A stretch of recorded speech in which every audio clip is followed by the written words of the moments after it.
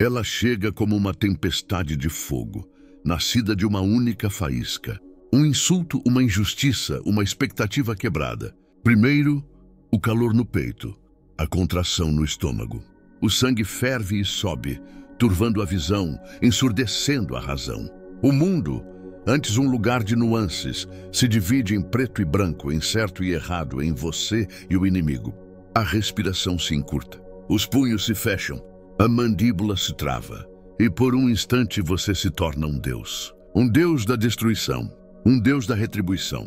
Nesse momento sagrado e profano, você sente um poder absoluto, uma clareza terrível.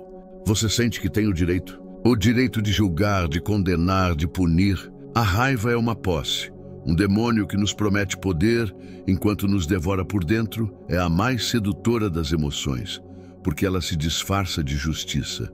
Ela nos sussurra que nossa fúria é a arma dos virtuosos, que nossa indignação é a prova do nosso bom caráter. Gastamos nossas vidas aprendendo a gerenciar essa fera, a canalizá-la, a liberá-la de forma construtiva. Tratamos a raiva como um animal selvagem que precisa ser treinado, um fogo que pode ser controlado. Mas e se tudo isso for uma mentira? E se a raiva não for uma ferramenta, mas um veneno? E se não for uma fonte de força, mas o sintoma mais claro da nossa fraqueza? E se não for uma resposta natural, mas um erro fundamental de julgamento?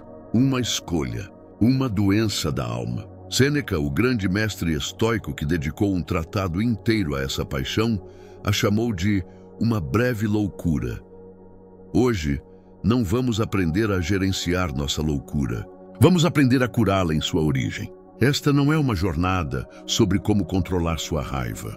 É uma meditação sobre como se tornar o tipo de pessoa em quem a raiva não consegue encontrar um lar. Vamos dissecar a anatomia desse demônio, expor suas mentiras e forjar as armas da razão que o aniquilam. A questão não é como lutar contra a tempestade. A questão é como se tornar a serenidade que a dissolve antes mesmo que ela se forme. Para destronar um tirano, primeiro precisamos entender a fonte de seu poder. De onde vem a raiva? A alma comum acredita que a raiva vem de fora. Ela é causada por um evento, por uma pessoa.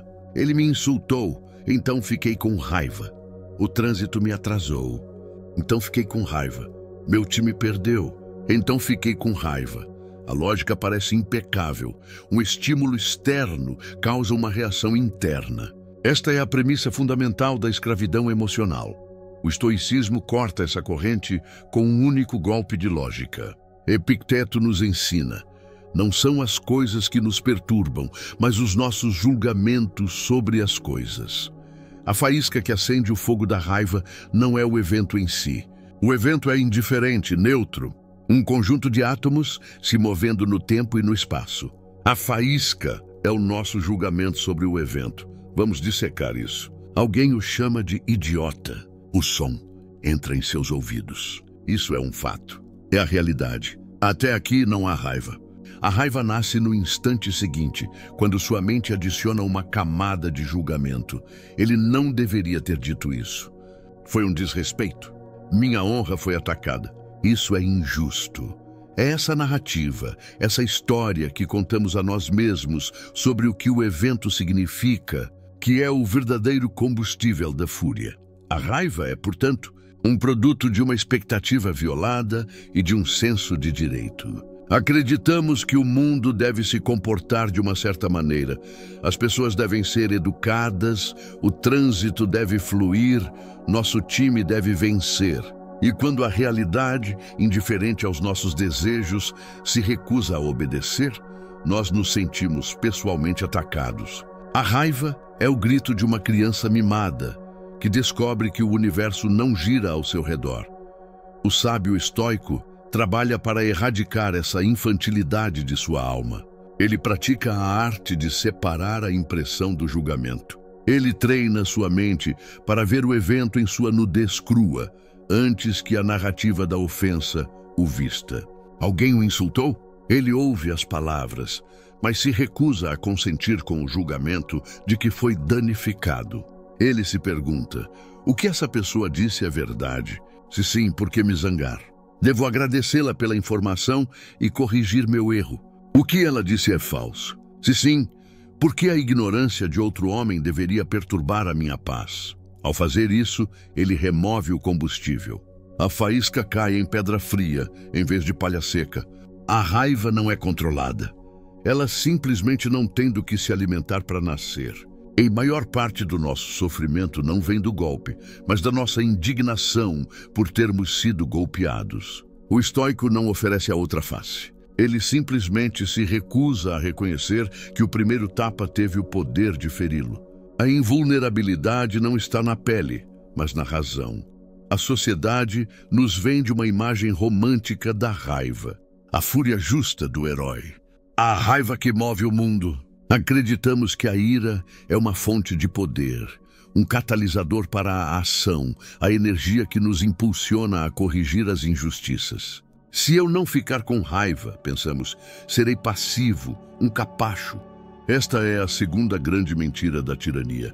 Sêneca destrói essa noção com uma lógica brutal. Ele compara a raiva a um soldado bêbado, barulhento, agressivo, mas inútil em uma batalha real.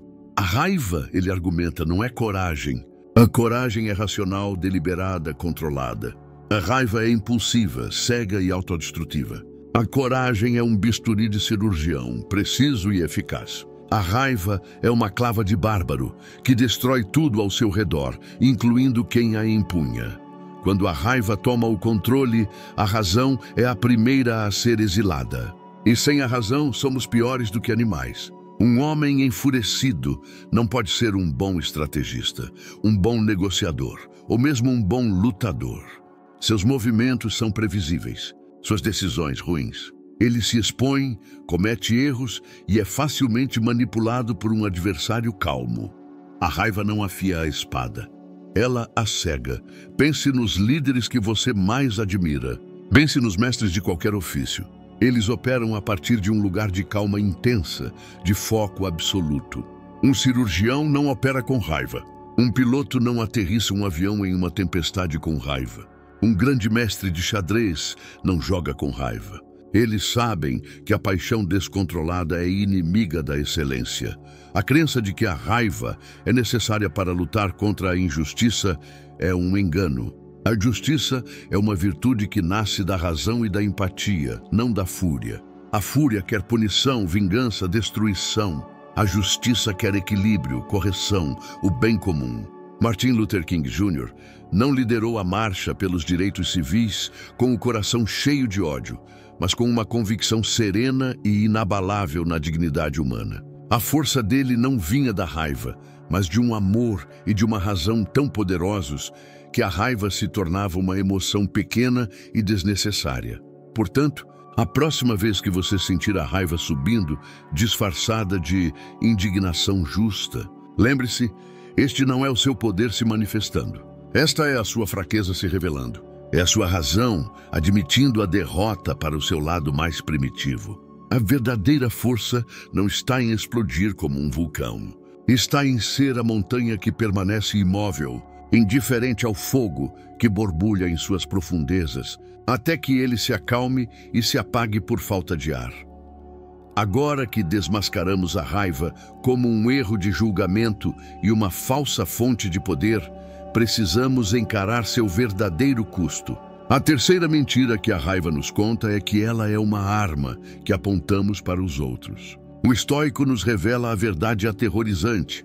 A raiva é um veneno que bebemos, esperando que o outro morra. Ela é uma arma de 2 gumes e o cabo é mais afiado que a lâmina. Cada surto de raiva é um ato de autoflagelação fisiológica e psicológica. O corpo é inundado com hormônios do estresse. A pressão arterial sobe. O coração acelera. A digestão para. O sistema imunológico é suprimido. Viver em um estado de raiva crônica, ou mesmo de ressentimento latente, é como manter o motor de um carro constantemente na faixa vermelha. Eventualmente algo vai quebrar, mas o dano físico é apenas o começo. O verdadeiro custo é pago pela alma. O ressentimento é uma âncora que nos prende ao passado, forçando-nos a reviver a ofensa indefinidamente. Odiar alguém é dar a essa pessoa um aluguel gratuito em sua mente. Você se torna prisioneiro da pessoa que o feriu. Ela pode ter seguido com a vida, pode nem mesmo se lembrar do que fez, mas você continua lá, acorrentado à memória da dor, oferecendo seu bem-estar diário no altar de uma injustiça passada. Marco Aurélio se perguntava em seu diário: quanto mais dolorosas são as consequências da raiva e do pesar do que as ações que os causaram? A resposta é quase sempre infinitamente mais. O insulto dura um segundo. A raiva que ele gera pode durar dias, semanas, uma vida inteira. A ação injusta de outra pessoa pode nos custar dinheiro ou status. Nossa reação a ela nos custa nossa paz, nossa clareza, nossa saúde, nossa humanidade. A matemática é simples e brutal. Ao escolher a raiva, você está escolhendo sofrer mais, por mais tempo, do que o necessário. Você está pegando a pequena ferida que o mundo lhe infligiu e a está infectando deliberadamente com o veneno de seus próprios julgamentos. Você se torna seu próprio torturador. A libertação não vem do perdão ao outro. O perdão ao outro é secundário. A libertação vem do perdão a si mesmo. De se dar a permissão para soltar a brasa quente que você está segurando.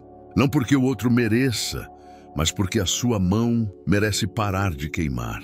A indiferença serena não é um presente que você dá ao seu inimigo. É um presente que você dá a si mesmo. É o ato final de reivindicar a soberania sobre sua própria paz. Se a raiva é uma doença, a filosofia estoica é a farmácia. Ela nos oferece não um único remédio, mas um arsenal de antídotos, de práticas diárias para vacinar a alma e tratar os surtos quando eles ocorrem. A primeira e mais importante arma é a pausa sábia. A raiva é rápida, a razão é lenta. A estratégia é criar um espaço entre a faísca, a impressão, e a explosão, a sua reação. Quando você sentir a primeira onda de calor, o primeiro soco da emoção, não faça nada. Não fale, não haja, apenas respire. Sêneca aconselhava a olhar-se no espelho durante um surto de raiva para ver a feiura da transformação. Se não tiver um espelho, imagine um. Crie uma distância. Dê à sua razão, ao seu démon interior, uma chance de entrar na sala. Muitas vezes, um atraso de 10 segundos é tudo o que é necessário para que a loucura passe. A segunda arma é a desconstrução racional, o olhar do imperador. Pegue o evento que causou a raiva e o despoje de todo o seu drama. Meu chefe me humilhou na frente de todos. Se torna um homem. Sob a influência de suas próprias paixões e inseguranças, emitiu sons em um volume elevado em minha direção, na presença de outros humanos. Fui cortado no trânsito, se torna um objeto de metal, se moveu para o espaço que eu planejava ocupar. Ao remover a linguagem emocional e o julgamento, você revela o evento em sua insignificância. Você o vê como um cientista, não como uma vítima. A ofensa perde seu poder quando você se recusa a lhe dar um nome. A terceira arma é a prática da empatia cósmica. Em vez de ver o ofensor como um inimigo mau, tente vê-lo como os estoicos o viam, como alguém ignorante, alguém que está agindo erroneamente porque não conhece o bem. Ninguém erra de propósito. Eles agem de acordo com o que, em seu estado de ignorância, lhes parece ser a coisa certa a fazer. Como Sócrates ensinou, todo erro é um erro de conhecimento. Visto sob essa luz, a raiva se transforma em algo mais próximo da piedade ou do desejo de ensinar. Você não fica com raiva de uma criança que tropeça porque está aprendendo a andar. Por que ficar com raiva de um adulto que tropeça porque ainda não aprendeu a viver? Essa mudança de perspectiva é um antídoto poderoso. Finalmente, a arma preventiva mais forte, a premeditatio malorum. Como já exploramos, ao esperar o pior da natureza humana, a ingratidão, a estupidez, a malícia, você se torna imune à surpresa. Você não espera que o mundo seja um paraíso. Você o aceita como ele é, um campo de treinamento para a sua virtude. Você não se torna cínico. Você se torna um realista inabalável. Essas não são apenas técnicas, são práticas. devem ser treinadas diariamente, no silêncio da manhã, no calor da batalha do meio-dia. Elas são o regime de treinamento do guerreiro estoico, o processo pelo qual ele afia sua razão, até que ela se torne uma lâmina capaz de cortar a cabeça da hidra da raiva antes mesmo que ela possa sibilar. Mas e a justiça? A alma comum grita: se eu não ficar com raiva, o mal vencerá. Deixar passar não é um ato de fraqueza. É a última trincheira da raiva, seu disfarce mais nobre. O estoico responde com uma calma desarmante. A melhor vingança, como Marco Aurélio escreveu para si mesmo, é não ser como o seu inimigo. Pense nisso. Quando alguém o trata com raiva e irracionalidade, e você responde com raiva e irracionalidade, quem venceu? Ele venceu. Ele o arrastou para o seu nível. Ele ditou os termos da batalha e o forçou a lutar em seu campo de jogo lamacento. Você se tornou um espelho de sua feiura. A verdadeira vitória, a vingança mais devastadora e elegante é a indiferença. É responder à sua tempestade de paixão com um oceano de calma. É manter sua serenidade, sua racionalidade, sua dignidade, enquanto ele se afoga em seu próprio veneno. Sua paz se torna uma arma. Sua calma se torna um escudo impenetrável que reflete a feiura dele de volta para si mesmo. Não há nada mais enlouquecedor para uma pessoa raivosa do que a calma inabalável de seu alvo. Isso não significa inação. O estoico não é passivo. Se uma injustiça foi cometida e está em seu poder corrigi-la, ele agirá. Mas ele agirá não a partir do calor da fúria, mas a partir da luz fria da razão. Ele agirá com o propósito de restaurar a justiça, não de infligir dor. Ele será o cirurgião que remove o tumor, não o torturador que se deleita com o grito. Sua ação será mais eficaz, mais precisa e, em última análise, mais justa. A raiva busca a vingança, que é sobre o passado. A razão busca a justiça, que é sobre o futuro. A primeira é um ato de paixão. A segunda, um ato de virtude. Portanto, da próxima vez que você for ofendido, pergunte a si mesmo: o que eu quero? Eu quero dar a essa pessoa o poder de me rebaixar ao seu nível? Ou eu quero demonstrar minha superioridade, não através de palavras ou violência, mas através da fortaleza inabalável da minha própria paz? A escolha entre a raiva e a serenidade é a escolha entre ser um escravo da ofensa de outro homem ou ser o mestre de sua própria alma.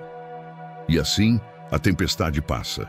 O Deus da destruição se retira e o que resta não é um campo de batalha de vencedores e perdedores, mas o silêncio de uma alma que escolheu a paz em vez da guerra. A raiva nunca foi sua força. Foi o peso que o impediu de voar. Nunca foi sua arma. Foi a brecha em sua armadura. Nunca foi seu direito. Foi a corrente que você mesmo se colocou. Abandonar a raiva não é se tornar fraco. É reivindicar a mais alta forma de poder, o autodomínio. É a declaração de que sua paz interior é mais valiosa do que qualquer vitória externa, do que qualquer retribuição, do que o prazer fugaz de estar certo. A ferida que o outro lhe infligiu pode ter criado a rachadura, mas é a sua raiva que a mantém sangrando. E é a sua razão que pode preenchê-la com ouro, transformando a cicatriz não em um símbolo de fraqueza, mas em um mapa de sua força. A questão final que ecoará no silêncio, quando a próxima faísca inevitavelmente surgir, não é mais como posso controlar essa fúria. A questão que define o sábio é: este evento vale a minha paz? E a resposta quase sempre será um não sereno e inabalável. A loucura é breve, a serenidade é eterna. A escolha a cada momento é sua.